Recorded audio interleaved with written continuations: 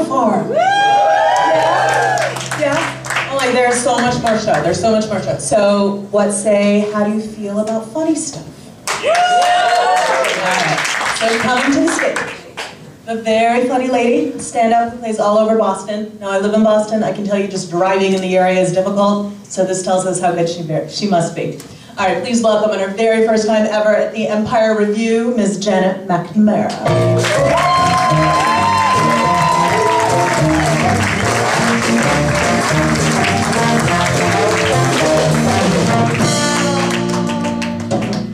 Hey friends, how are you guys doing? I was thinking the news is just negative all the time, right? It's just negative all the time, and I was thinking that we should have a news station that only tells positive news, right? Which is a good idea, except they already have one, and it's in North Korea.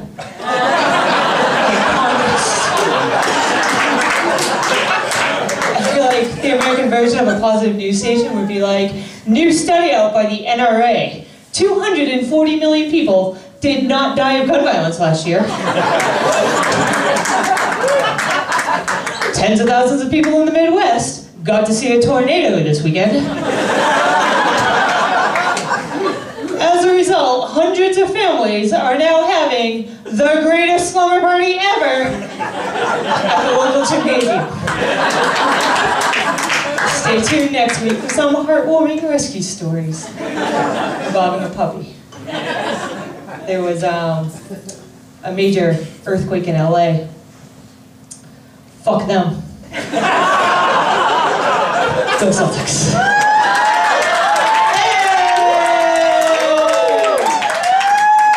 How fun are we? Gosh. I was thinking, you guys know what HIPAA is? You guys are smart. HIPAA is getting out of control, right? American privacy laws. I was thinking my grandmother recently got a bill in the mail for a hospital stay my grandfather had in July, even though he died in 2008. And she called, she got frustrated, she asked me to call for her. I called and explained the situation to the phone to the lady, and the lady was like, I'm sorry, I can't talk to you about this. HIPAA regulations. I'm gonna have to talk to your grandfather. I was like, I don't think you understand the situation. I explained it again, I was like, he died in 2008, like this is, like, I don't understand what you want me to do. And she was like, I don't think you understand HIPAA regulations. I'm gonna have to talk to your grandfather. And then we literally went back and forth for 20 minutes until finally she got frustrated with me. Not understanding HIPAA regulations. And she was like, listen, I'm sorry to hear about your grandfather, but I'm gonna have to speak to him. I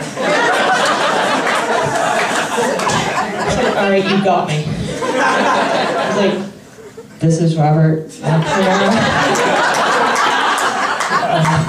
So I have this bill for a hospital stay I had in July. Crazy thing, I died in 2008. Oh, I just have to send you my death certificates, and this could get taken care of? Woo! Thank God. I don't want to mess up my credit rating. That was a perfect impression, but who wouldn't say God's name in vain? He's a Catholic.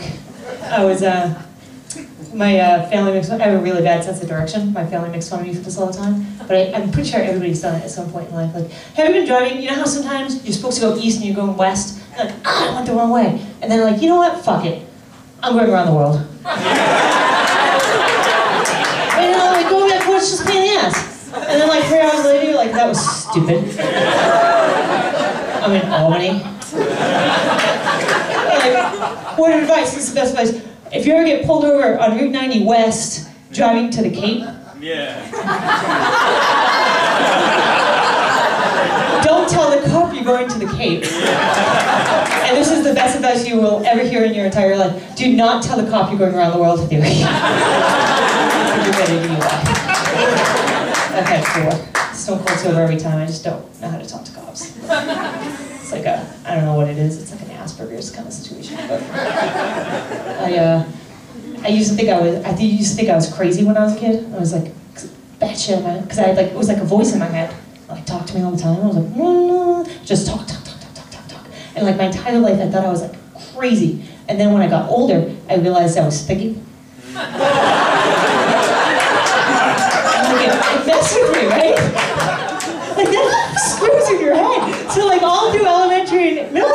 like, and I didn't do very well in school because like when I took a test, I didn't want to cheat.